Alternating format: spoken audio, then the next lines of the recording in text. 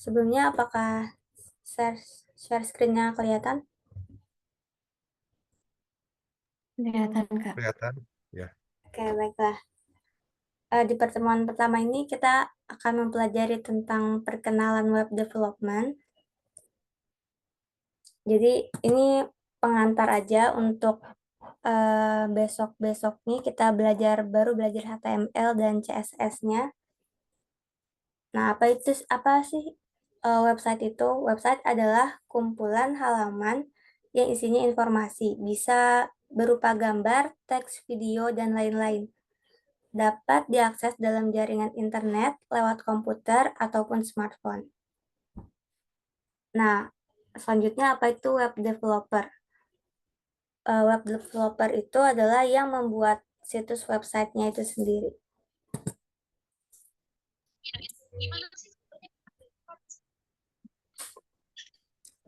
Selanjutnya pembagian web developer. Jadi web developer itu dibagi menjadi Yes. 3 jenis berdasarkan tugasnya, yaitu ada front end developer, back end developer, dan juga full stack developer. Front end developer itu apa? Front end developer itu yang tugasnya bertanggung jawab atas tampilan website seperti desain, warna, dan tata letak. Yang kita lihat website-website selama ini yang misalkan website Ruang Guru kah, atau banyak itu yang kita lihat itu kerjaannya front end. Sedangkan back end itu yang mengelola server, database, dan logika dari aplikasi itu. Karena kita di kelas ini mempelajari HTML dan CSS, itu masuknya ke front end web developer. Lalu selanjutnya ada full stack developer. Full stack ini adalah gabungan dari front end developer dan juga back end developer. Jadi, full stack menguasai front end dan juga menguasai back end. Lalu selanjutnya, bagaimana sih website itu bekerja? Website bekerja melalui serangkaian langkah sederhana yang kemungkinan Anda mengakses informasi di internet. Jadi yang pertama itu kita mencari URL di sebuah browser, misalkan www.ruangguru.com. Lalu si URL itu dari alamat website itu di browser akan menghubungi server. Browser mengirim permintaan ke server yang menyimpan website tersebut. Lalu selanjutnya server akan mengirimkan konten. Server biasanya merespon dengan mengirimkan data website seperti teks, gambar, video, audio, dan lain-lain. Lalu selanjutnya browser akan menampilkan website. Browser menerima data dan menampilkannya sebagai halaman web yang Anda lihat. Mungkin tadi udah didengar ada beberapa istilah baru ya, yang mungkin baru didengar. Sini aku mau sedikit jelasin aja. Mungkin pertama ada web server. Web server itu adalah tempat untuk menampung data-data yang dibutuhkan oleh website. Jadi agar bisa diakses melalui internet.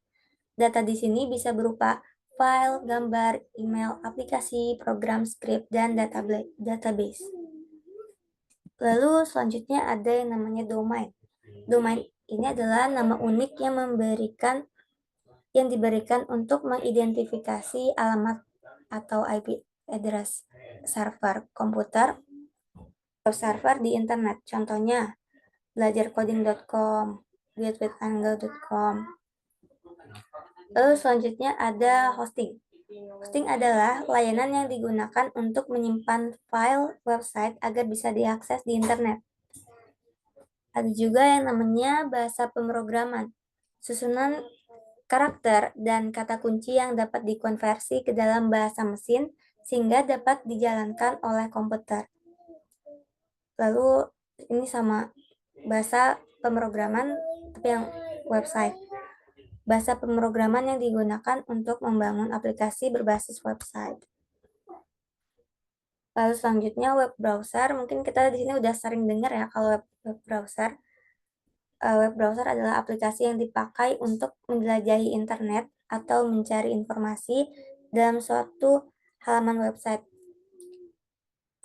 Itu yang agar bisa mempresentasikan dokumen HTML ke dalam bentuk visual yang dapat ditampilkan. Bahasa pemrograman itu ada banyak, ada PHP, JavaScript, Java, C++, Python. Tapi yang biasanya digunakan untuk pemrograman web itu umumnya adalah JavaScript dan juga PHP.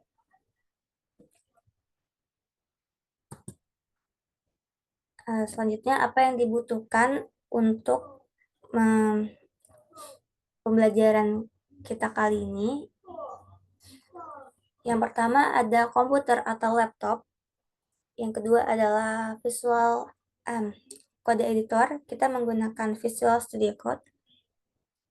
Ini logonya seperti ini. Lalu kita browser. Saya sarankan menggunakan Google Chrome. Kita pakai Google Chrome aja ya.